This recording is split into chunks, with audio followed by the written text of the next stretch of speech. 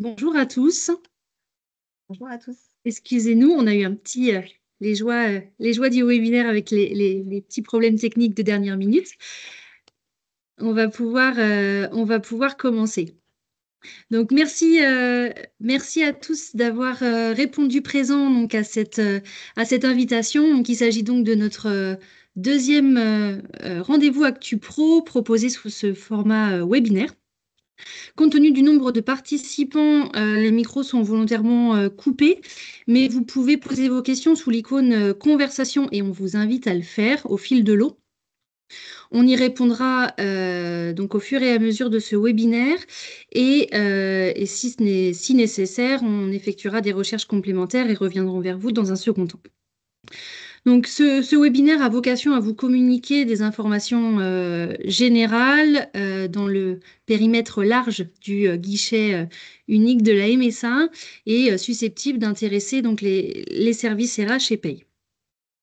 Je serai accompagnée aujourd'hui dans l'animation donc par ma collègue chargée de clientèle entreprise également, Kao Tarsako. Et pour répondre à vos questions dans le fil de conversation, donc Charlotte Bellamy, Élodie Raguin et Vincent Robic. Donc Vincent Robic clôturera ce webinaire. Alors peut-être Françoise, je vois dans les Oui, commentaires plusieurs personnes qui indiquent ne pas avoir de son. Donc je ne sais pas si c'est général ou c'est quelques personnes. alors déjà, si tu m'entends, c'est Voilà, bon moi je signe. t'entends bien. Donc simplement, si tout le monde peut dire si quelqu'un entend bien de nous. Chez nous, c'est Bon, je réglé. vois, Voilà, chez donc nous, c'est réglé. c'est Donc très voilà, bien. ça me rassure, Merci. c'est pas que chez nous que nous avons des difficultés techniques. On est tous logés à la même enseigne. Donc au sommaire, alors le webinaire est enregistré. Nous vous transmettrons donc le support également par mail donc à l'ensemble des personnes qui se sont inscrits à ce webinaire. Donc il y a pu y avoir aussi des personnes qui finalement ne sont pas présentes au dernier moment. Donc on l'enverra bien à l'ensemble des inscrits. Et donc l'enregistrement sera hébergé sur la chaîne YouTube avec également donc tous les autres webinaires que l'on a pu faire à destination des employeurs.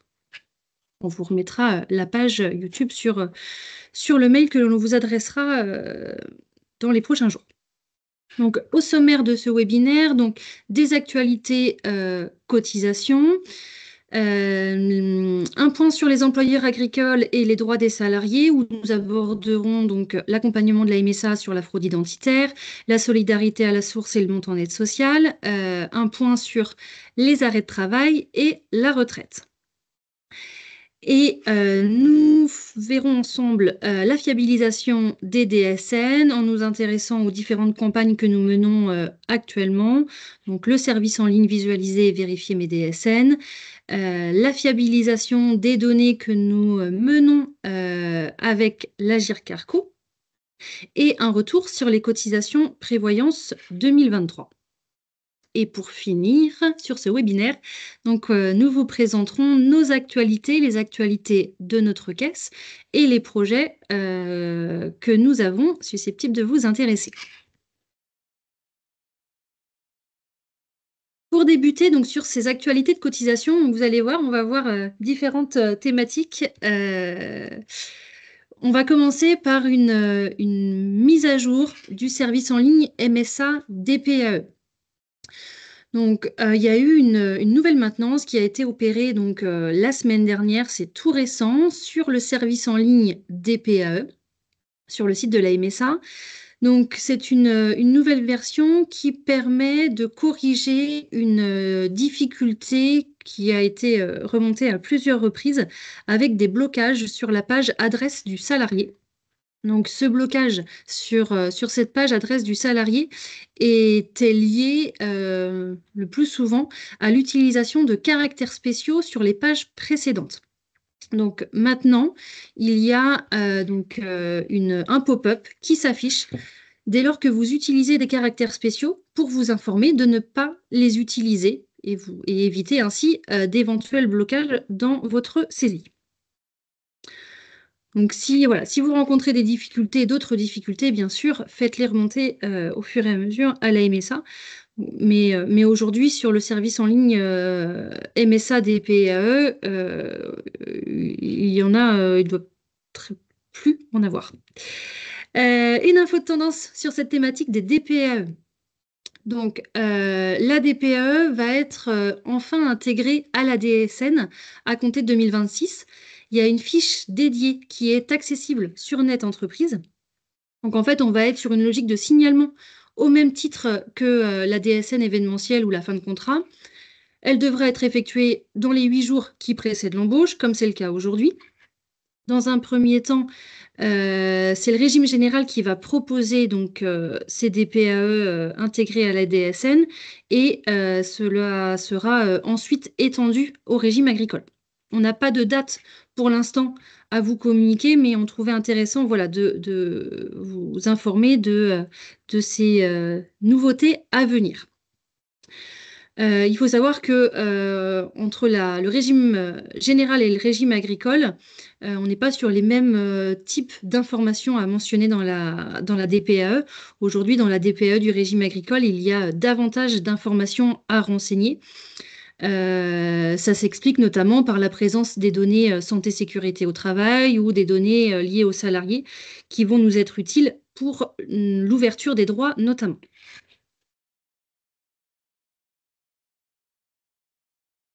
On l'avait vu lors du premier webinaire ActuPro, sur l'exonération travailleurs occasionnels demandeurs d'emploi, donc avec une augmentation du plafond à 1,25 SMIC. Ça avait été prolongé sur 2026. On avait obtenu 2 lettres de couverture ministérielle, mais on était dans l'attente d'un décret et d'une parution au journal officiel. Donc c'est maintenant chose faite depuis le 14 juin 2025. Donc, cette augmentation de plafond est à présent inscrite comme il se doit.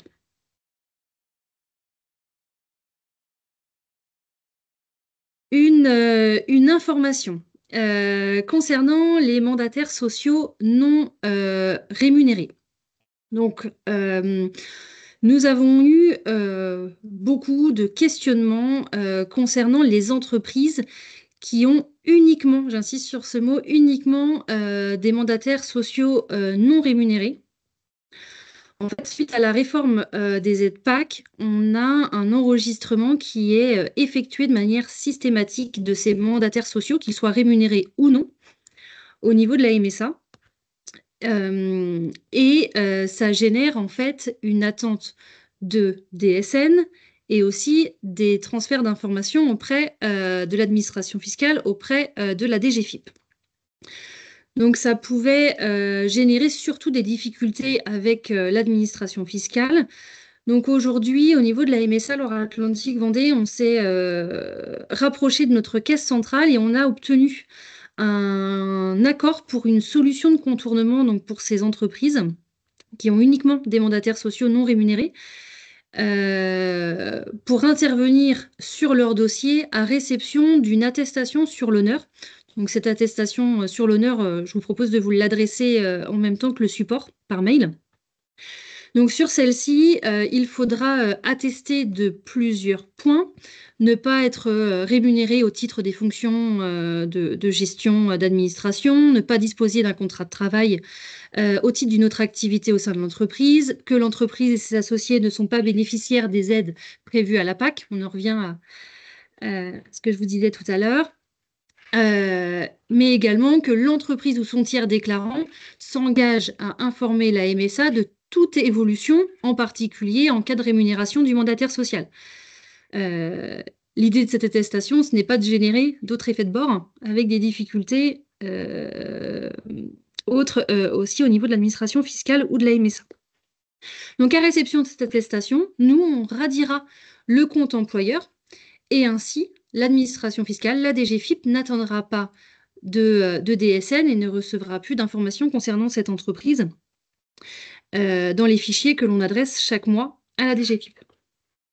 On espère que ça solutionnera certaines difficultés que vous pouvez rencontrer donc, pour ces entreprises-là.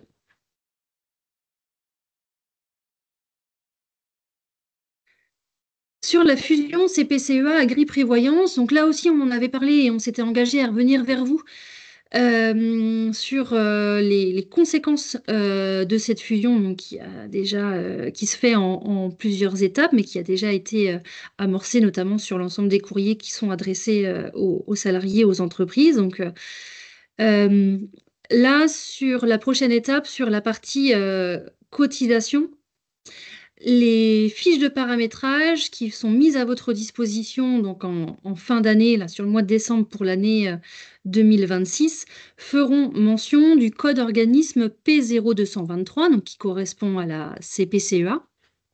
Le code organisme P0002 n'apparaîtra plus. Donc, il faudra voilà, bien s'assurer de la prise en compte de ces évolutions, sachant qu'il y aura une tolérance sur le premier semestre et puis que la MSA aussi reviendra vers les déclarants qui n'auront pas forcément fait cette mise à jour. Mais sachez que dès les fiches de paramétrage là, que vous aurez sur le mois de décembre, il y aura bien cette mention du code organisme P0223 correspondant à la CPCEA.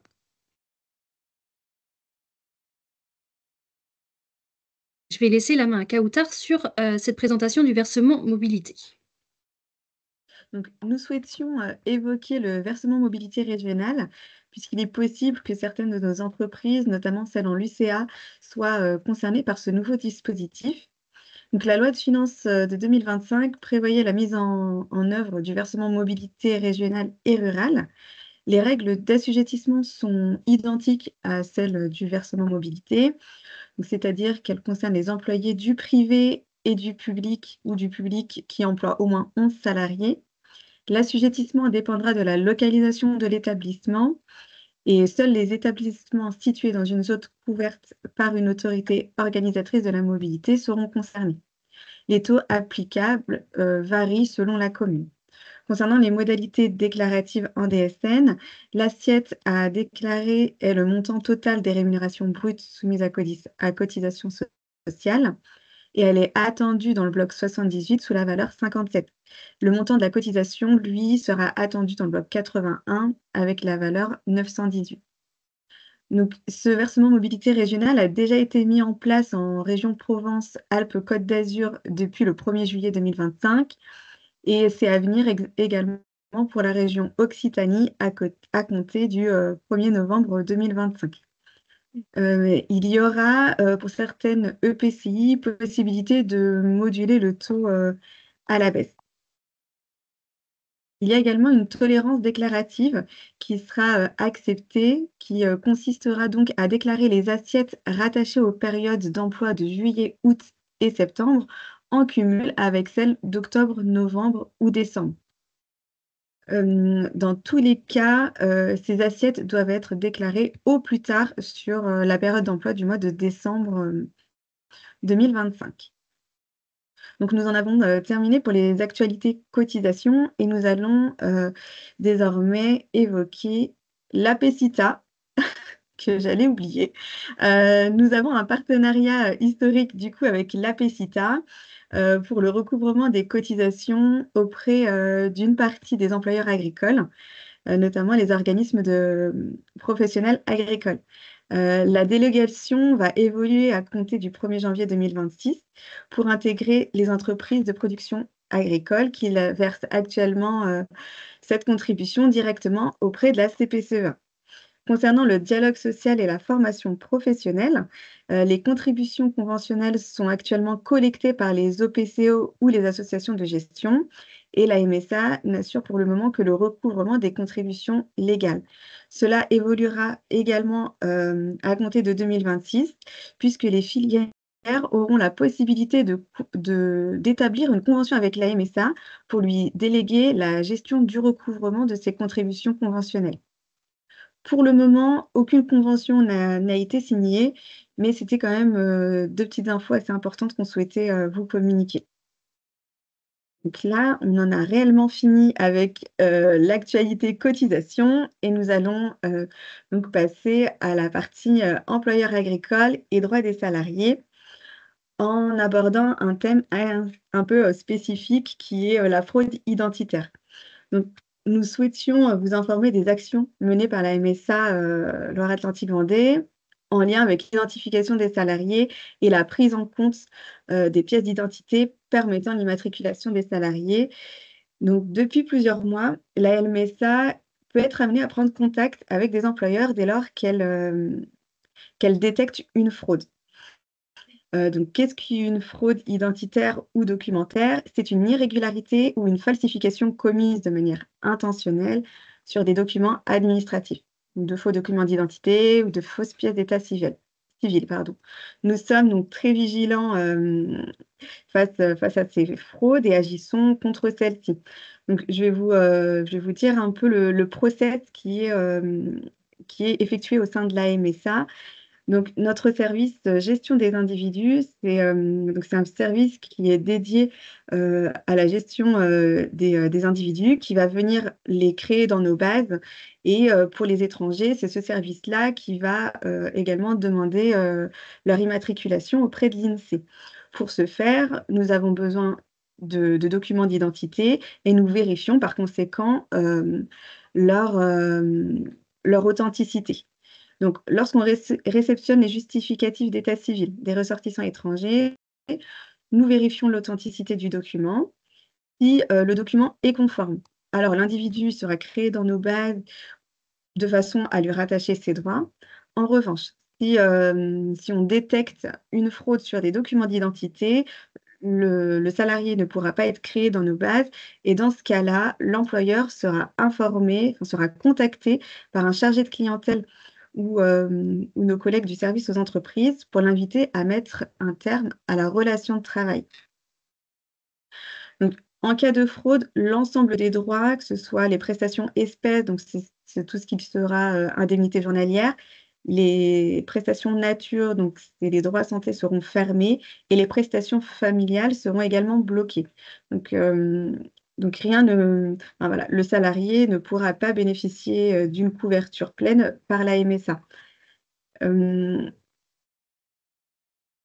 Pour ça, on voulait, je tenais également à vous dire que suite à l'interlocution qui sera menée par le chargé de clientèle ou nos collègues, l'employeur reçoit systématiquement un courrier qui se présente de cette manière-là. En objet, vous retrouverez information emploi fraude documentaire et vous aurez également le motif de la fraude. Donc là, sur cet exemple, c'était une fraude documentaire. Voilà, pour votre information, je vais vous donner quelques exemples de vérifications qui ont été apportées sur des documents d'identité, donc notamment la vérification de la bande MRZ. Donc la bande MRZ, c'est la partie basse des pièces d'identité, où là, on va venir vérifier la typologie et les caractères utilisés sur la pièce d'identité. Et si c'est pas conforme, c'est différent et que c'est assez flagrant, voilà, la fraude est avérée. Et on a aussi eu le cas où la forme de la puce utilisée sur la pièce d'identité a été vérifiée. En fait, la puce utilisée peut ne pas correspondre avec la date de validité du document d'identité. Les puces peuvent varier d'une année à une autre. Et donc là, on a eu des petites incohérences qui nous ont mis un peu la puce à l'oreille sur la fraude. Donc, qu'en est-il de votre responsabilité en tant qu'employeur? Donc, si l'employeur est informé et qu'il ne met pas fin à la relation de travail, donc sa responsabilité pourra être engagée, notamment au niveau pénal, et on pourra également estimer que cette situation relève du travail dissimulé. En cas d'accident de travail, la condition administrative du salarié sera vérifiée pour qu'on se positionne sur cette situation un peu plus particulière. Donc, je vais laisser la main à Françoise qui va poursuivre sur une partie SST. Donc, même si nous restons dans l'attente de consignes de la part de notre caisse centrale, on souhaitait vous informer de l'apparition d'un décret relatif au suivi de l'état de santé des travailleurs. Ce décret va concerner les travailleurs qui sont affectés à un poste qui nécessite une autorisation de conduite, donc pour l'utilisation de certains équipements de travail mobile ou servant de levage de charge, ou une habilitation électrique à la réalisation de travaux. sous tension ou d'opérations de voisinage de pièces nues sous tension.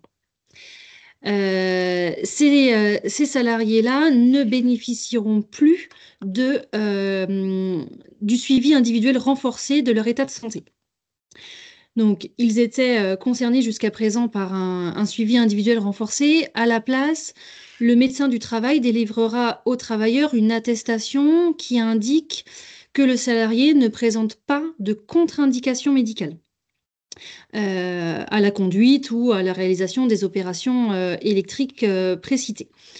Donc, il y aura un examen médical réalisé donc, par un médecin du travail qui délivrera au salarié une attestation valable 5 ans, et ça sera donc au salarié de la remettre à son employeur pour justifier qu'il ne présente pas de contre-indication médicale. Donc, le suivi de l'état de santé sera exclusivement réalisé par les médecins du travail. Donc, on n'aura plus cette visite intermédiaire par un infirmier. Et on sera donc sur ce délai de 5 ans.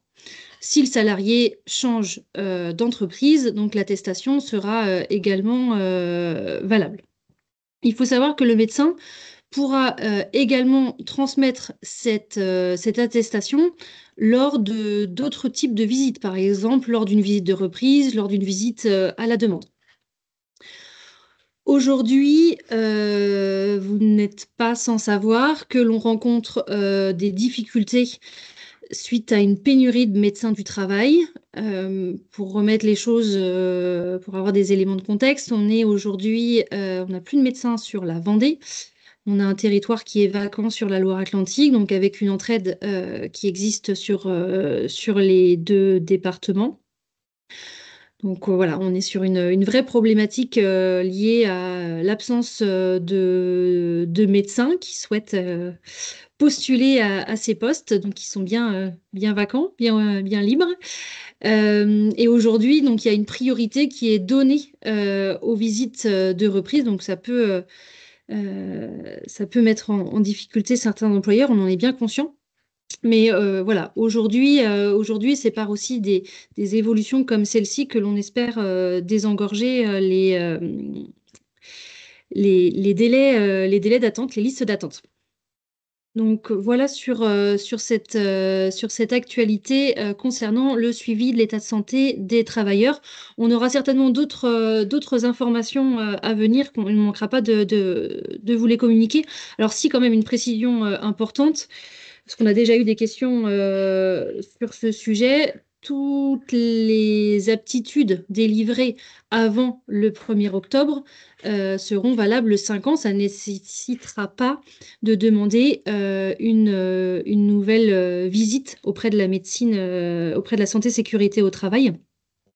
Donc, l'aptitude déjà délivrée avant le 1er octobre aura une validité de 5 ans sans démarche supplémentaire à effectuer.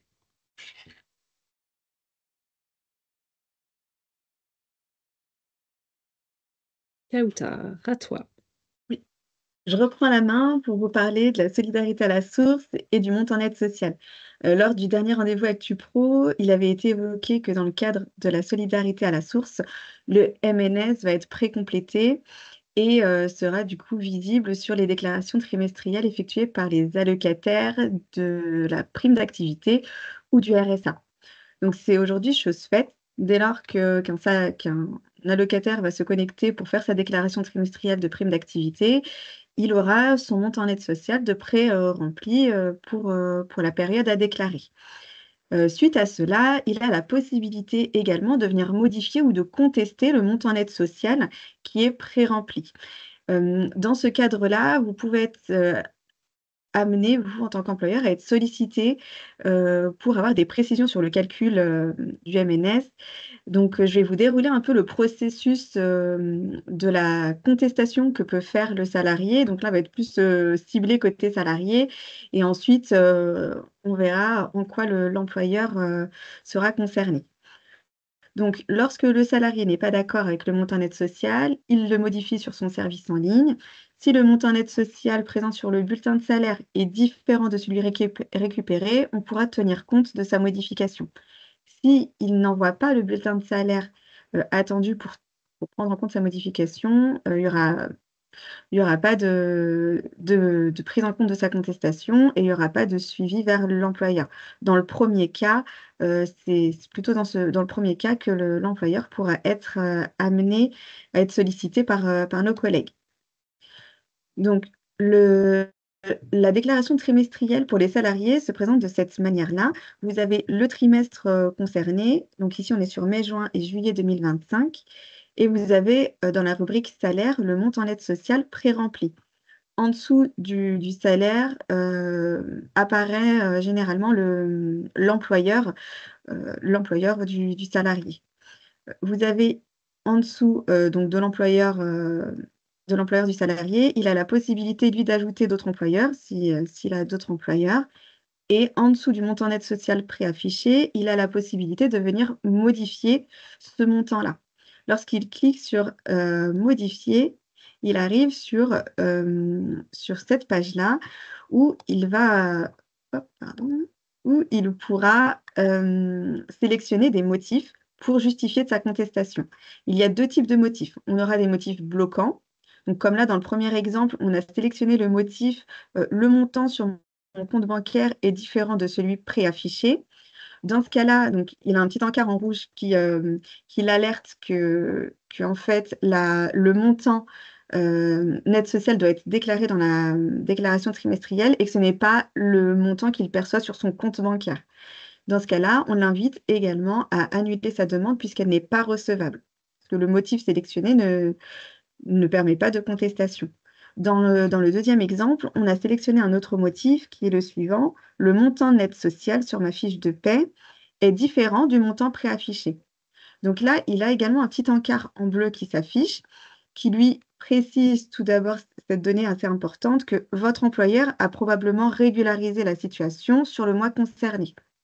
Mais cette donnée n'est pas bloquante. Donc, il peut quand même poursuivre sa contestation et la modification du montant net social en nous joignant le bulletin de salaire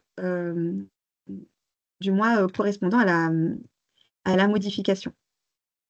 Donc, une fois qu'il termine de compléter ces données, l'allocataire pourra récupérer le récapitulatif de sa demande et on lui indique également les justificatifs attendus pour tenir compte de sa contestation.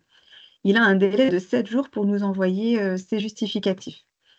On lui met également à disposition un lien pour qu'il transmette son bulletin de salaire en lui rappelant le délai de 7 jours à respecter. Ce lien-là est spécifique puisqu'il est directement lié à la contestation. C'est pas le même lien, enfin, c'est pas le même dépôt de documents qu'il peut avoir sur son espace privé quand il veut envoyer un document. Donc voilà, il est important qu'il suive ce chemin-là pour que sa contestation puisse être prise en compte totalement. Je vous ai remis ici les motifs de recours qui peuvent être sélectionnés par l'allocataire dans le cas de sa contestation. Et on va du coup étudier la contestation de la manière suivante. Le premier niveau va réceptionner la contestation, analyser les documents fournis et vérifier leur recevabilité. Si la demande est complexe et que le niveau 1 n'arrive pas à y répondre, elle sera transmise au niveau 2, qui est géré par la MSA des Charentes. Donc, la MSA des Charentes fera une étude plus poussée et plus technique et elle peut être donc amenée à ce moment-là à prendre contact avec l'employeur pour avoir des données complémentaires et fiabiliser le montant net social déclaré.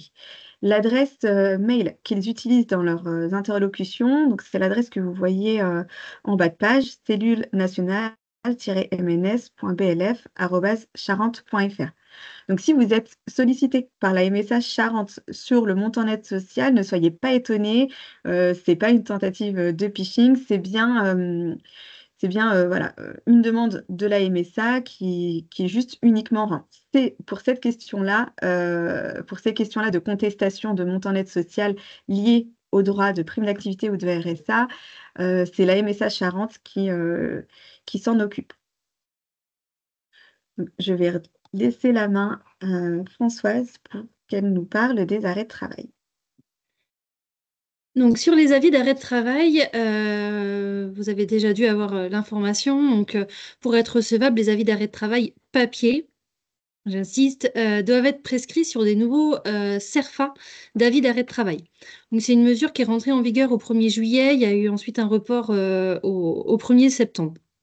Donc, ces nouveaux CERFA sont déjà déployés depuis de nombreux mois auprès des professionnels de santé et ont la particularité d'être sécurisés par des filigranes notamment. Donc, ils ont été mis en place pour lutter contre l'établissement de faux arrêts de travail. Pour que nous, MSA, on puisse vérifier ces éléments sécurisés, on demande aux salariés de nous adresser son avis d'arrêt de travail papier par voie postale dans les 48 heures ou à remettre dans nos agences. Il faut savoir que depuis le Covid, on acceptait les scans d'avis d'arrêt de travail, donc on était sur une tolérance. Donc ces scans transmis par l'espace sécurisé. Avec ce nouveau CERFA, c'est donc plus possible. Donc il faut absolument que l'on applique strictement la réglementation sur les avis d'arrêt de travail avec la transmission par voie postale dans les 48 heures. Donc à votre niveau, sachez que le volet 3, donc que le salarié vous remet, ne mentionne pas d'éléments de sécurité. Il y a un enjeu là, donc sur ces nouveaux CERFA d'avis d'arrêt de travail et sur la recevabilité de ces avis, donc notamment pour les employeurs en cas de subrogation. Donc si l'avis d'arrêt de travail n'est pas recevable, il faut savoir que le salarié et l'employeur seront informés par courrier. On adressera également un courrier au prescripteur pour l'alerter sur le fait qu'il transmet des avis d'arrêt de travail sur des documents non recevables.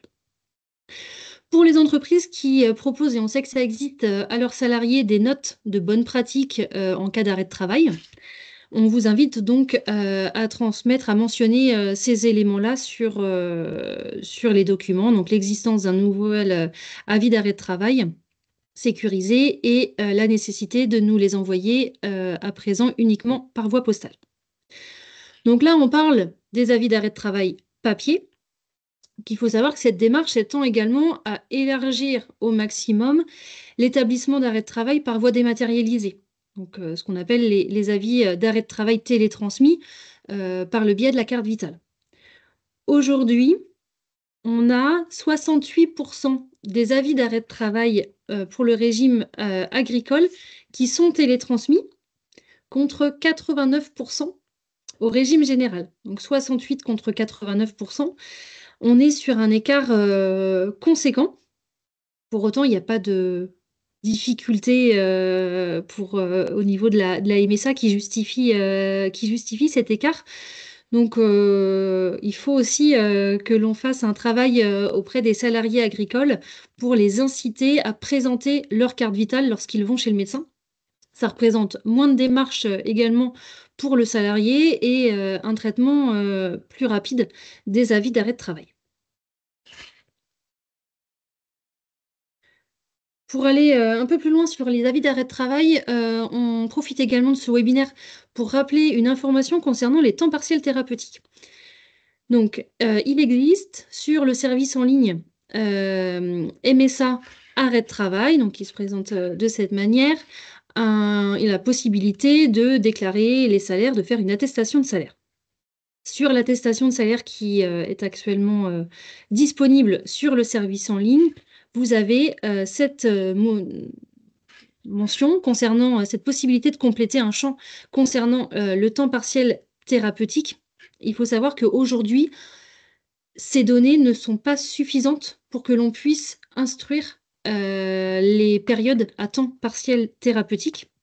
Donc, en solution de contournement, on vous adresse chaque début de mois une attestation pré-complétée pour les salariés de votre entreprise pour lesquels on a connaissance d'un temps partiel thérapeutique sur une partie ou une totalité du mois civil précédent.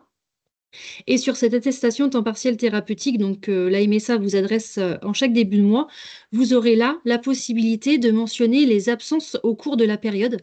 Ça, c'est des informations qui sont indispensables pour nous pour pouvoir indemniser donc, les salariés à temps partiel thérapeutique.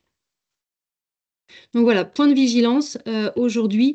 Pour les temps partiels thérapeutiques, ne pas utiliser l'attestation de salaire qui est présente sur le service en ligne MSA et utiliser donc les attestations que l'on vous adresse en chaque début de mois.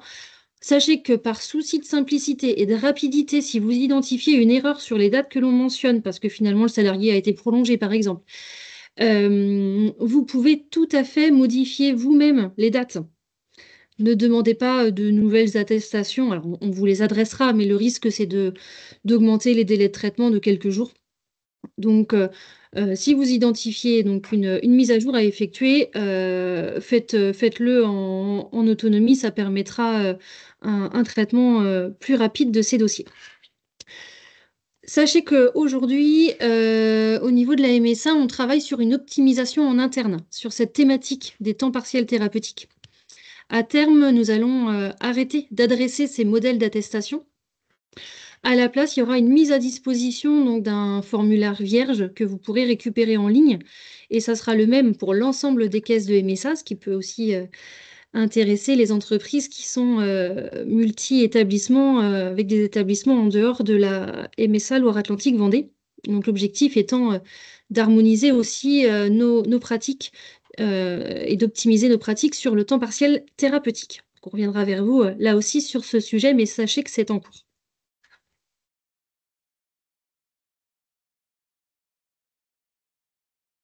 Je ne sais pas si vous avez connaissance de cet outil qui est mis à votre disposition donc dans une démarche de qualité et de transparence. C'est un outil qui est accessible donc sur la page d'accueil du site MSA 4485. Il n'y a pas besoin de se connecter à votre espace, c'est vraiment accessible à tous. Donc en bas de page, sur la page d'accueil, vous avez accès à cette image. La MSA Loire-Atlantique Vendée vous informe. Et vous allez pouvoir consulter nos délais donc pour les indemnités journalières, mais aussi pour 5 autres prestations. Donc, on va retrouver la PPA, la prime d'activité, le RSA, l'allocation adulte handicapé, l'allocation logement et également les feuilles de soins papier. Donc, vous y trouverez alors la date de la procédure la plus ancienne. Ça vous permettra aussi, si besoin, d'orienter vos salariés, mais aussi de voir où nous en sommes dans le traitement des arrêts. Sachez que l'employeur, je pense que voilà, c'est aussi connu, mais est légitime aussi à se rapprocher de la MSA. Donc, soit en utilisant l'espace sécurisé ou la ligne pro, le service aux entreprises, ou alors en se rapprochant du chargé de clientèle. J'en profite pour vous redonner donc la carte de nos 4 territoires pour les chargés de clientèle entreprises. Donc, si vous n'avez pas de chargé de clientèle attitré, vous n'en avez pas connaissance, vous pouvez nous contacter donc dans un premier temps par mail. C'est souvent plus facile et puis on revient vers vous par téléphone si besoin. Donc, tous les adresses mail des salariés MSA sont construits de la même manière, nom.prénom @msa44-85.msa.fr.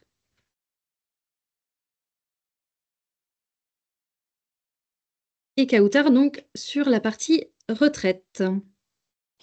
Donc, nous souhaitions également faire un petit focus sur le cumul emploi-retraite plus précisément, pour vous informer que sur le site Info Retraite, il y a un parcours dédié au cumul emploi-retraite. Il est construit sous forme d'un petit téléservice qui vous permet du coup de simuler différentes situations liées au cumul emploi-retraite. Nous sommes assez régulièrement interpellés sur les modalités du cumul emploi-retraite, le calcul du salaire à ne pas dépasser pour le salarié pour qu'il puisse continuer de percevoir sa retraite en ayant une activité. Donc ce parcours est très bien construit, donc on vous conseille, on vous invite fortement à aller le consulter et également à faire voilà, la promotion du site Info Retraite auprès de vos salariés en leur rappelant qu'en rendant sur ce site, ils ont toutes les informations relatives à la retraite, pour tout type de retraite, que ce soit la retraite, progressive, le cumul emploi-retraite ou des informations, sur les nouveautés législatives. Leur rappeler également que sur ce site-là, ils peuvent mettre à jour leur carrière, simuler, leur droit à la retraite et désormais, il est également possible de demander une attestation longue carrière, donc dans le cadre d'une retraite anticipée. Heu, la demande, peut être formulée par le biais de ce service. Heu, comme on sait que la retraite est souvent, c'est vraiment un sujet pour vous employeurs, on est en train de préparer également un webinaire, sur, du coup, le cumul emploi-retraite et la retraite progressive. On vous fait un petit rappel aussi sur, le timing à avoir en tête pour bien préparer sa retraite. Donc entre 1 an et 6 mois, le salarié doit préparer sa retraite, donc en allant dans un premier temps sur Info Retraite, vérifier sa carrière, vérifier que ses démarches sont bien à jour auprès de la retraite complémentaire, mais aussi de la retraite de base et si besoin, bien évidemment, il peut, prendre rendez-vous avec un agent MSA pour faire le point sur sa situation, notamment s'il y a des situations un peu particulières.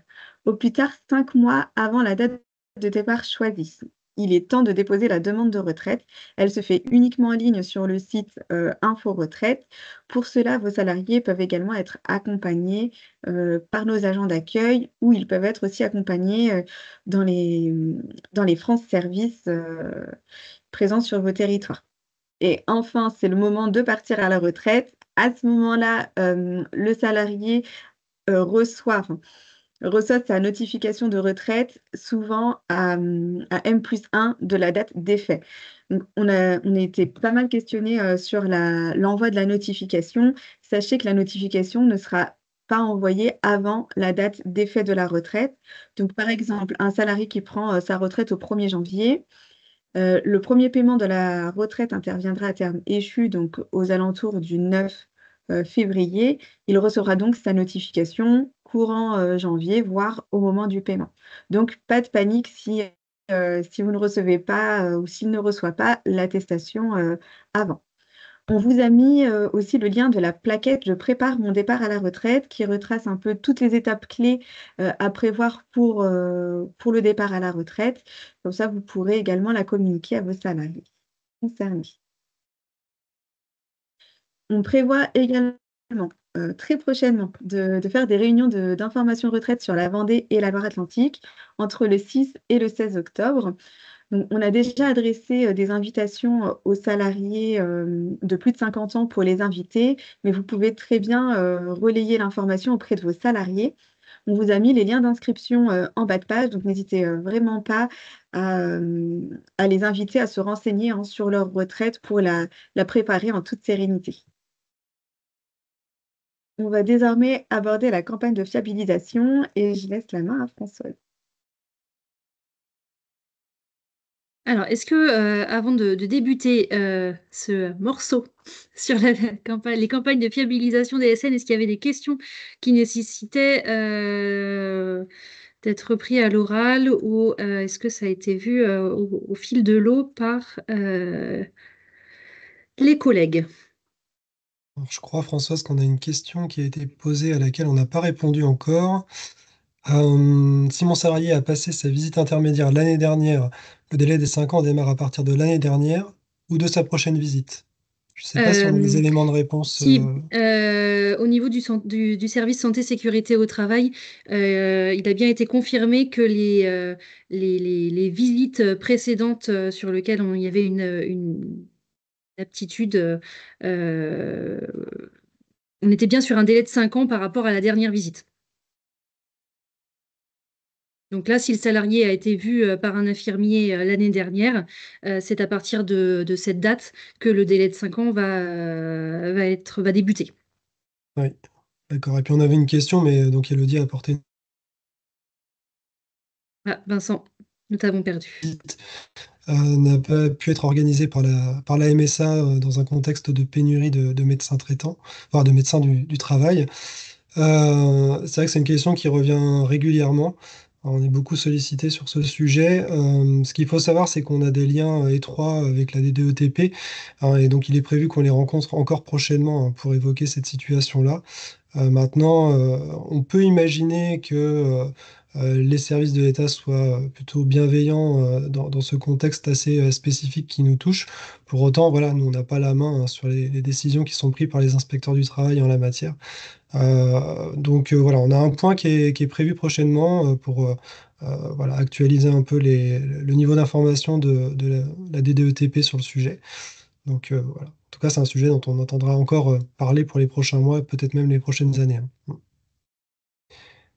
Et sur les autres questions, je pense qu'on a apporté les réponses. Forcément, il est question de la prise en compte, hein, euh, du montant de la perte de salaire déclarée via la DSN, savoir si ça fonctionne ou pas. Donc ça fonctionne effectivement dans bien des cas, mais on a aussi bien des cas pour lesquels effectivement les informations ne sont pas prises en compte.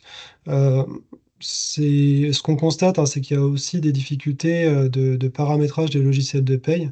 Et donc les informations qu'on reçoit sont pas toujours cohérentes. Pour illustrer la situation, on a parfois des logiciels de paye qui vont déclarer le montant de la perte de salaire jour par jour. Donc s'il y a 30 jours dans le mois, on va avoir 30 déclarations sur cette thématique-là, enfin sur cette perte de salaire, donc ce qui ne nous permet pas de les prendre en compte. Et puis, pour les salariés qui ont des périodes de temps partiel thérapeutique entrecoupées avec des congés payés, etc., là, ça peut être aussi parfois plus compliqué à prendre en compte. Mais je crois qu'à ce titre-là, le régime général n'est pas mieux loti, hein. Donc, en tout cas, nos services informatiques font tout pour travailler sur le sujet et faire évoluer à la fois notre système d'information, mais aussi les pratiques des éditeurs de logiciels. Donc voilà, et ce qu'on a prévu, mais j'y reviendrai tout à l'heure, hein, c'est aussi une action spécifique pour vous accompagner sur cette thématique du temps partiel thérapeutique. Je vous en parle tout à l'heure. Ok, Et sur merci. les autres questions, je pense qu'on Que était... c'était bon? Ok. Une Donc, petite dernière, juste, excuse-moi Françoise, une petite Vas-y, vas-y. dernière, juste à l'instant. Vous avez parlé d'un endroit sur la page d'accueil pour les délais de traitement. Oui. Les dossiers d'arrêt de travail de nos entreprises ont été longs, même si j'ai relancé en tant qu'entreprise plusieurs fois. Euh, Donc là, effectivement, c'est dans le cadre de Service Public Plus, hein, l'affichage des délais de traitement pour les différentes prestations. Je pense que c'était ça. Euh, Écoutez, on reviendra vers vous, hein, dans ces cas. On va creuser un peu le sujet, on revient vers vous. Je te laisse Faire la vos parole, propositions. Françoise. Ok. Alors, je vais prendre donc le relais sur les campagnes de fiabilisation DSN donc, qui sont menées actuellement. Donc, on va avoir donc la fiabilisation des DSN donc avec notamment le service en ligne à votre disposition, donc visualiser et vérifier mes DSN. Les travaux que l'on mène actuellement sur la fiabilisation des données en lien avec l'Agir Carco. Et un point d'étape sur la campagne concernant les cotisations prévoyance 2023 manquantes ou erronées. Donc, un chiffre du jour concernant la campagne de fiabilisation donc sur la période mars-août 2025, donc là qui arrive à son terme. Donc, on est passé de 5256 anomalies à 1203 concernant la cotisation accident du travail. Donc, ce qui représente quand même une diminution de 77% d'anomalies. Donc, ça illustre le travail qui a été effectué par les déclarants. On a aussi, à notre niveau, travaillé pour fiabiliser les données également au niveau des dossiers des entreprises. Mais ça permet aussi voilà, de voir qu'on est vraiment sur une thématique pour laquelle les déclarants se sont emparés du sujet. Pour chaque période de campagne de fiabilisation, donc, il y a des actions qui sont engagées de manière prioritaire sur certaines anomalies. Donc là, il y a une nouvelle campagne qui débute donc, à compter de la DSN de septembre 2025. Donc, avant de détailler les anomalies pour lesquelles on va avoir une attention toute particulière, je vous rappelle qu'on a des fiches consignes d'aide à la résolution des anomalies qui sont accessibles sur le service en ligne et que vous pouvez solliciter la MSA pour vous accompagner, pour comprendre les anomalies, les éléments que l'on vient chercher pour mettre à disposition ces anomalies. Les fiches consignes sont régulièrement alimentées. Donc voilà, vous pouvez aussi les consulter régulièrement. Il y a souvent des nouvelles mises à jour. Donc sur les cotisations ciblées, donc pour la cotisation assurance vieillesse et accident du travail, donc ce sont des cotisations qui continuent de faire l'objet d'une attention particulière, mais c'était déjà le cas sur la campagne précédente. En termes de nouveautés, on va avoir l'absence à tort de la cotisation part principale de la taxe d'apprentissage. Donc c'est une anomalie qui est accessible si vous êtes concerné sur le service en ligne depuis mai 2025. Elle peut notamment se produire lorsque l'assujettissement fiscal n'est pas renseigné dans le bloc 44 ou alors lorsque le millésime de rattachement ne correspond pas à l'année attendue. On va également élargir donc, les anomalies ciblées en lien avec les cotisations mutuelles prévoyance. Donc, ces anomalies, elles sont ciblées dans le prolongement des travaux que l'on mène actuellement donc, sur les cotisations manquantes ou erronées de prévoyance 2023. L'objectif, c'est vraiment de sécuriser les données en amont des campagnes de masse que l'on va mener par année civile. Donc, plus vite vous avez connaissance d'éventuelles anomalies, plus vite vous pouvez effectuer des régularisations. Donc là, il y a un gros travail qui est effectué sur ce sujet. On avait déjà les cotisations GIT et décès considérées comme absentes à tort, mais aussi les cotisations présence à tort lorsque l'on n'avait pas connaissance d'un contrat sur l'entreprise en délégation de gestion. On va aller plus loin également en nous intéressant aux incohérences de déclaration concernant l'organisme, cette fois-ci de prévoyance. Donc cette anomalie peut se produire lorsque l'on détecte, par exemple, une référence du contrat de prévoyance qui est erronée. Donc, le contrat en DSN doit être renseigné, par exemple sur un contrat mutuel, un contrat complémentaire frais de soins, doit être renseigné S/ avec les numéros du contrat. Et ces numéros de contrat sont mentionnés sur la fiche de paramétrage que vous pouvez télécharger. Donc vraiment, si vous êtes concerné par ces anomalies, référez-vous donc aux fiches de correction et aux besoins. Sachez que nous sommes également là pour vous accompagner. On avait déjà vu, on vous avait déjà présenté le circuit, notamment lors du premier rendez-vous ActuPro, donc de ces campagnes de fiabilisation DSN. Donc l'idée, c'est pas de redétailler à nouveau ce circuit. Ce qu'il faut retenir, c'est que les campagnes de fiabilisation n'ont pas vocation à mettre les employeurs en difficulté. Les situations de redressement, donc quand on arrive sur ces étapes-là, les situations de redressement aujourd'hui sont très limitées parce que les employeurs jouent le jeu des régularisations. Et dans le cadre des interlocutions que l'on peut mener, on peut aussi être amené à identifier des mises à jour nécessaires à notre niveau.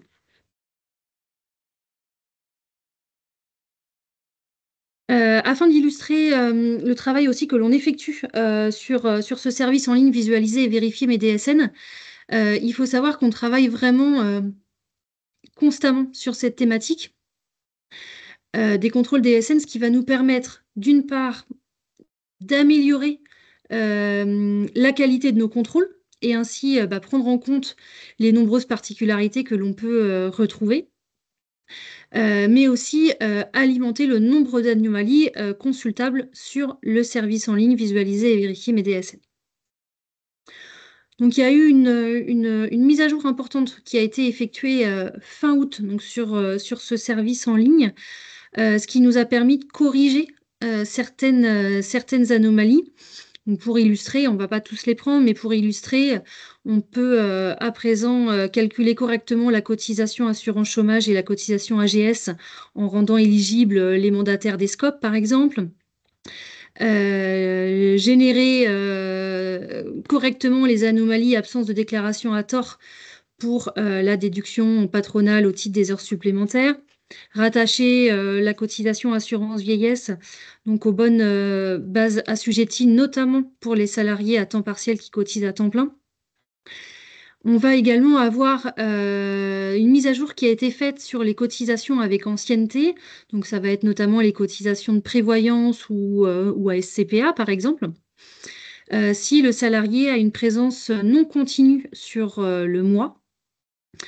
Donc, si le salarié a une présence non continue sur le mois, cette mise à jour va permettre de prendre en compte la date de début de contrat et non pas uniquement la date d'ancienneté. Donc jusqu'à présent, on prenait uniquement en compte la donnée mentionnée dans le bloc ancienneté, donc le bloc 86. On a déjà eu des interrogations donc, sur cette mise à jour. Et il faut savoir voilà, qu'il y a des analyses qui sont en cours. Donc vous pouvez aussi revenir vers nous. C'est dans le cadre de ces échanges aussi que l'on peut identifier des améliorations à effectuer à notre niveau. On a également pris en compte donc, une évolution du calcul concernant donc, la réduction générale avec une proratisation donc, du taux T en fonction des périodes avant et après le 1er mai. Donc là, concrètement, depuis le 1er mai, donc, il y a eu une mise à jour des taux assurance chômage et taux AT-MP à prendre en compte donc, dans la formule de calcul, ce qui est venu impacter la valeur T de la réduction. Donc ça a donc eu un impact sur l'annualisation du calcul. Il existe aujourd'hui 2 méthodes de calcul, soit un calcul au prorata temporis, soit un calcul de la réduction pour chaque période. Donc une première partie du 1er au 30 avril et du 1er mai au 31 décembre. Ces 2 méthodes de calcul sont correctes. Mais le temps que nous prenions en compte cette information, ça a pu générer à tort des anomalies injustifiées sur le service en ligne. Donc, il a été désactivé sur une partie du premier semestre. Donc là, on a fait une mise à jour sur cette modalité de calcul de la réduction générale. Donc voilà, sachez juste que les 2 modes de calcul sont possibles. On profite de ce webinaire pour rapidement rappeler qu'il n'existe pas de relation partenariale entre la MSA et des cabinets conseils d'audit paye. Alors, pourquoi est-ce que on aborde ce sujet? C'est qu'on a eu connaissance d'activités sur le territoire d'un cabinet de conseil qui propose des prestations d'audit paye et d'audit DSN aux employeurs principalement agricoles. Et qui revendique, c'est là où ça peut nous poser un problème, qui revendique des interlocuteurs privilégiés au sein de la MSA, donc de façon assez trompeuse, ce qui n'est pas le cas. Donc on avait déjà été alertés par le passé, sur leurs activités, avec dans certains cas des doutes sur leur appréciation de la réglementation. Donc c'est aussi le moment de vous rappeler que si vous avez des doutes sur l'interprétation de la réglementation, on vous invite à vous rapprocher de nous, si besoin par le biais d'une demande de rescrit social. Et on ne peut que vous inviter à la plus grande prudence sur les pratiques de ce type d'entreprise, notamment de vous alerter sur les conséquences potentielles, notamment en cas de rectification technique ou de contrôle externe.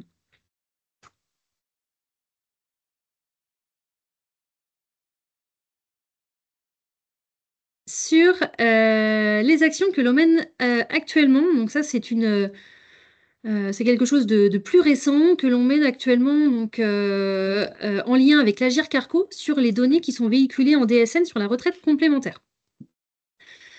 Alors, pour débuter, on trouvait intéressant de vous rappeler donc, le rôle de chacun entre la MSA et l'Agirc Arrco. Donc, nous, MSA, de notre côté, on va collecter et reverser les cotisations pour le compte de l'Agirc Arrco. On va enregistrer donc, les éventuels taux spécifiques qui sont notifiés par les caisses de retraite complémentaires et effectuer donc, les interlocutions avec les entreprises sur la thématique cotisation retraite complémentaire. L'Agirc Arrco, de son côté, va jouer un rôle dans la fiabilisation des DSN en identifiant les anomalies déclaratives, notamment lors de la prise en compte des données carrière et l'attribution des droits retraite complémentaires des salariés.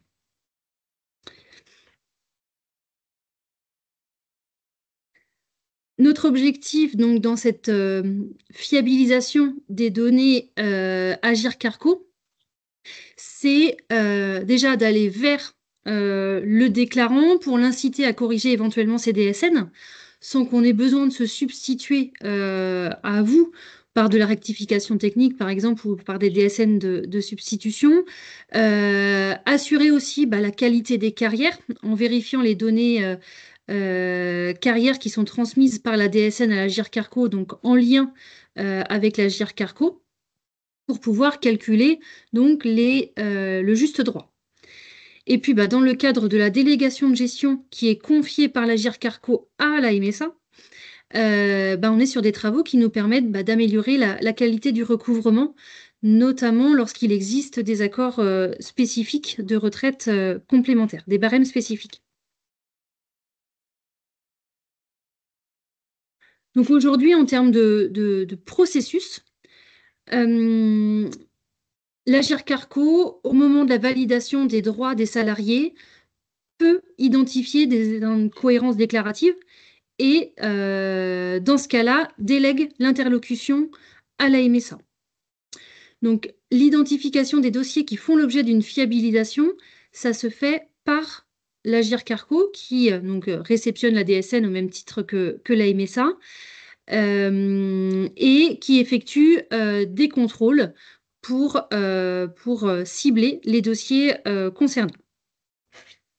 Donc, la MSA prend ensuite le relais de l'Agirc Arrco dans l'analyse et les échanges avec les entreprises pour détailler, expliquer les problématiques identifiées, s'appuyer sur les DSN des salariés concernés, convenir d'un délai de régularisation et refaire le lien, si besoin, avec l'Agirc Arrco. La dernière étape étant les régularisations, si nécessaire, en DSN, salarié par salarié et mois par mois, pour corriger les déclarations concernées par des anomalies déclaratives.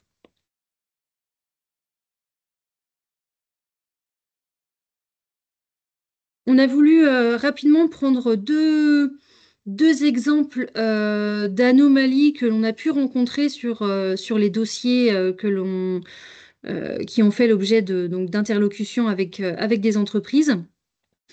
Donc, concernant les barèmes, contrairement au domaine prévoyance, il n'existe pas dans le domaine de la retraite complémentaire d'équivalent de fiches de paramétrage, de FPOC. Donc, si en tant qu'employeur, vous avez un doute sur les taux à appliquer, vous avez accès donc pour les taux de droit commun à la fiche 4 du dossier employeur, donc sur notre site MSA Loire-Atlantique Vendée. Vous avez également accès donc sur le site de l'Agirc Arrco. Donc, je vous ai mis le lien ici, connaître ma caisse de retraite et faire une consultation par convention collective. Et si vous souhaitez vérifier si vous êtes concerné par des taux de retraite supplémentaires pour la retraite complémentaire, dans ce cas-là, vous pouvez contacter la MSA qui vous transmettra les éléments.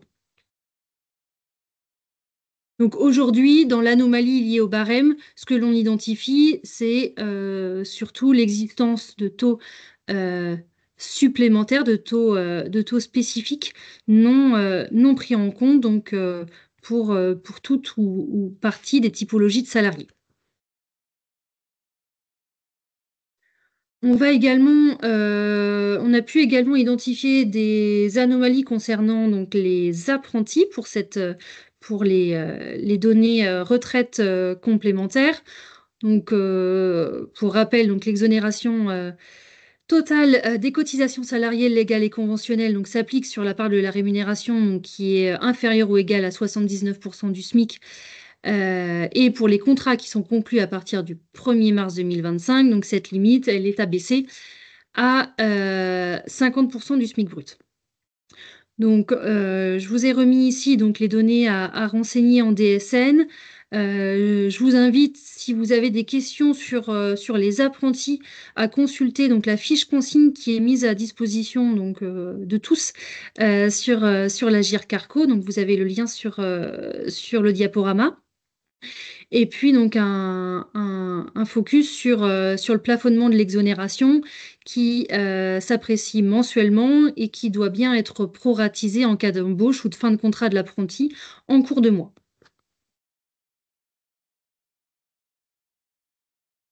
Pour finir sur cette partie des cotisations, des campagnes de fiabilisation des SN, donc on a voulu vous faire un retour, un point d'étape sur la campagne des cotisations prévoyance manquantes ou erronées, donc qui concerne l'année civile 2023. Donc, c'est une campagne donc, que l'on mène par année civile. Donc, c'est une campagne de masse où on va faire une analyse sur l'ensemble des entreprises concernées par des contrats pour lesquels la MSA a une délégation de gestion d'organismes sur la mutuelle ou la prévoyance. Et donc, pour l'année 2023, c'est une campagne qui a débuté en décembre 2024.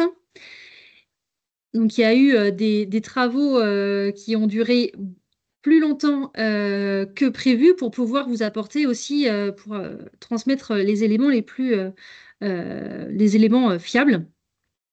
Donc, au tout début de la campagne, en quelques chiffres, on était à 1118 établissements concernés.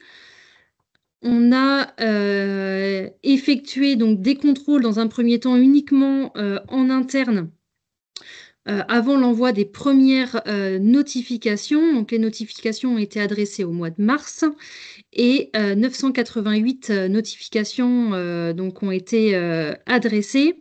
Pour les entreprises concernées, donc, ils ont accès aux détails des notifications donc, sur le service en ligne visualisé et vérifié mes DSN. Et on a laissé donc aux entreprises la possibilité de nous transmettre donc les éléments, les justificatifs pour venir modifier ces notifications, également la possibilité de faire les régularisations en DSN. Et aujourd'hui, donc les mises en demeure ont été envoyées, donc elles ont été envoyées en tout début de semaine. Et donc 687 mises en demeure ont été adressées. On est sur des mises en demeure qui vont de 15 à 11 000 euros. Pour rappel, on est sur une campagne sur laquelle on n'applique pas de pénalité et pas de majoration. Donc, on fera une campagne similaire donc, pour l'année 2024. On va renouveler l'opération. Sachez que sur cette année 2024, il y aura donc des pénalités d'attribuer par la MSA si le déclarant n'effectue pas les régularisations en DSN. Donc là aussi, au même titre que de la rectification technique, comme on l'a pu le voir tout à l'heure, on vous invite à faire vous-même donc, les régularisations en DSN. Donc là, aujourd'hui, on a pris du retard sur la campagne 2023, donc on n'a pas pour l'instant de date à vous communiquer sur la campagne d'analyse que l'on va effectuer sur les cotisations de prévoyance concernant l'année 2024. On reviendra vers vous dès que nous aurons plus d'éléments sur ce sujet. Donc, je vous disais tout à l'heure que les mises en demeure ont été adressées rapidement pour pouvoir identifier donc, les mises en demeure qui concernent cette campagne des cotisations de prévoyance 2023. Donc, il est inscrit donc, dans l'objet de la mise en demeure que ça concerne des cotisations et contributions suite à vérification DSN. On remarque au niveau de la période que ça concerne bien l'année 2023 et vous pourrez constater que les majorations et pénalités, ce champ n'est pas renseigné comme je vous le disais tout à l'heure. Les voies de recours sont mentionnées sur les mises en demeure. Vous avez 2 mois donc pour contester ces informations donc, auprès de la commission de recours amiable. Donc, soit par écrit, donc à l'adresse que je vous mentionne, mais qui est aussi mentionnée sur la mise en demeure, soit par mail, en adressant un mail à notre service recouvrement, en mentionnant que cette demande est destinée à la commission de recours amiable. Aujourd'hui, on travaille actuellement donc sur des contrôles d'anomalies supplémentaires qui doivent être livrés à partir de la DSN de novembre, notamment donc sur la présence à tort de la cotisation complémentaire frais de soins et l'absence de cotisation complémentaire frais de soins. Donc ça faisait partie des demandes que nous avons entendu justement suite à cette campagne de cotisation manquante 2023 pour pouvoir identifier au plus vite les régularisations éventuelles à effectuer et si besoin aussi prendre contact avec la MSA ou les organismes complémentaires si nécessaire. Donc voilà, ça viendra très prochainement, livraison prévue pour le mois de novembre.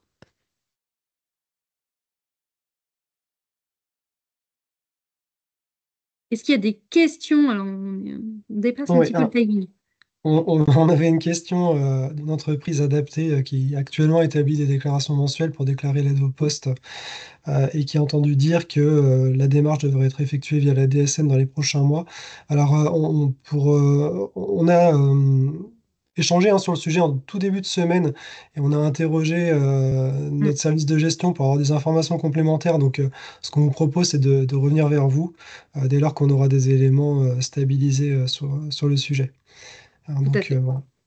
C'est en cours, c'est entendu. Ouais. Et donc du coup là on atteint la fin de ce webinaire, donc je vais aller assez vite sur cette dernière partie. Là, Kautar et Françoise vont parler de l'actualité plutôt nationale hein, qui va impacter l'ensemble des employeurs en France. Là, l'idée c'est de vous parler de nos projets plus locaux. Alors Françoise et Kautar, moi j'ai pas la main sur le support, donc voilà, je vous laisserai Voilà. passer les slides. Très rapidement, notez dans vos agendas nos prochains rendez-vous, nos prochains webinaires.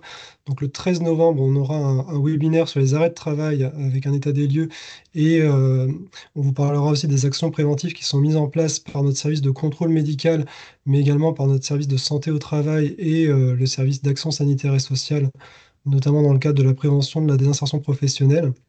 Donc c'est un autre angle de vue. C'est vrai que souvent on parle des arrêts de travail sur le plan plutôt administratif avec le paiement des indemnités journalières, mais il y a aussi d'autres actions qui sont conduites par la MSA sur ce sujet. Donc je pense que vous serez intéressé aussi de savoir ce qui s'y cache. Deuxième rendez-vous en termes de webinaire, donc un webinaire que Kautar est en train de vous concocter sur le temps partiel thérapeutique, j'en ai parlé tout à l'heure, et qui sera animé donc, par Kautar et par Charlotte. Et puis, on vous avait promis aussi un webinaire sur les accidents du travail et les maladies professionnelles qui devait intervenir normalement sur le mois d'octobre, et finalement, il a été décalé au premier trimestre 2026, puisqu'a priori, on a des évolutions réglementaires sur le champ accident du travail qui viserait a priori à aligner un certain nombre de dispositions sur celles du régime général. Donc ça, on reviendra vers vous un petit peu plus tard pour vous communiquer la date de ce webinaire et surtout vous indiquer quelles sont les évolutions réglementaires qui sont attendues. Et puis on l'a aussi un peu évoqué tout à l'heure, hein, mais on vous proposera aussi en 2026 un webinaire spécifique pour vous, employeurs et tiers déclarants, sur la thématique retraite pour évoquer la retraite progressive et le cumul emploi-retraite. Alors la retraite progressive, c'est quand même important d'en parler parce que avec l'allongement de l'âge de départ à la retraite, forcément, vous allez avoir des salariés qui sont sans doute plus intéressés par le dispositif. Donc voilà, on vous en parlera plus en détail aussi en 2026. Et puis l'an dernier, on vous avait proposé une semaine événementielle, je ne sais pas si vous vous en rappelez, sur l'intergénérationnel. Donc cette année, on récidive avec une semaine qui devient une quinzaine événementielle. La thématique qu'on a retenue, c'est la thématique de la santé mentale. Donc là, on va proposer à l'ensemble de nos publics tout un tas d'actions et d'événements sur les territoires avec plusieurs thématiques qui vont être abordées, hein, le harcèlement scolaire, les violences intrafamiliales, le bien vivre ensemble en milieu rural, notamment pour traiter de la relation parfois compliquée entre les habitants et les agriculteurs. la santé mentale des jeunes et le mal-être chez les agriculteurs, avec plusieurs formats qu'on a décidé de vous proposer, des théâtres forums, des ciné-débats, des conférences, etc. Alors vous, ce qui va vous intéresser plus particulièrement, c'est un événement, donc c'est une conférence qui s'appellera La QVT, en finir avec les conneries, hein, donc pour cadrer avec cette quinzaine événementielle santé mentale. Donc là, notre public, ce sera donc une conférence qui sera dédiée aux dirigeants et aux managers, avec l'idée de déconstruire les idées reçues qu'on peut avoir autour de la QVT, évoquer les leviers de renforcement de la QVT et puis parler de la QVT comme vecteur de l'engagement et de la performance collective. Donc c'est Vincent Beau qui sera le conférencier, hein, qui proposera cette conférence qui durera 2 heures. Et ce conférencier, il a un parcours qui est intéressant puisqu'il a été agent de production en agriculture, il a été chef d'équipe, il a été aussi conseiller en prévention et il a fini directeur des risques professionnels à la CARSAT.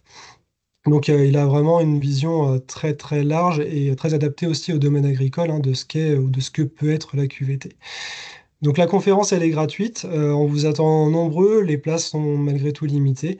Et vous avez les dates, les horaires qui vous sont indiqués.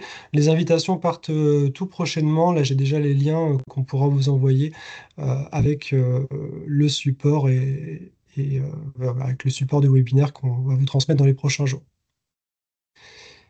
Et puis, un dernier point, je pense. Oui, voilà. Aussi un projet, hein, sur lequel on travaille et qui fait directement écho à des réclamations qu'on a pu recevoir de nos employeurs sur des arrêts de travail indemnisés à tort pour des salariés qui sont en invalidité et qui s'étaient vus prescrire un arrêt de travail pour la pathologie pour lesquelles ils sont déjà indemnisés dans le cadre de l'invalidité. On a entendu ces réclamations. Alors, c'est pas tant qu'elles sont très nombreuses, mais c'est surtout qu'elles sont très impactantes.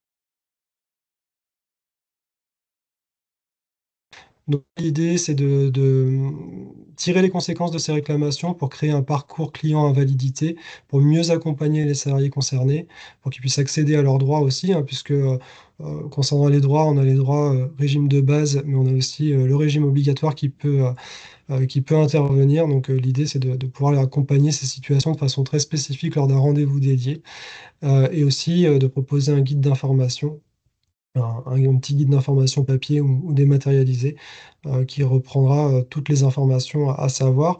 Euh, donc voilà, on reviendra vers vous pour vous présenter le parcours quand il aura été finalisé. On a bien avancé.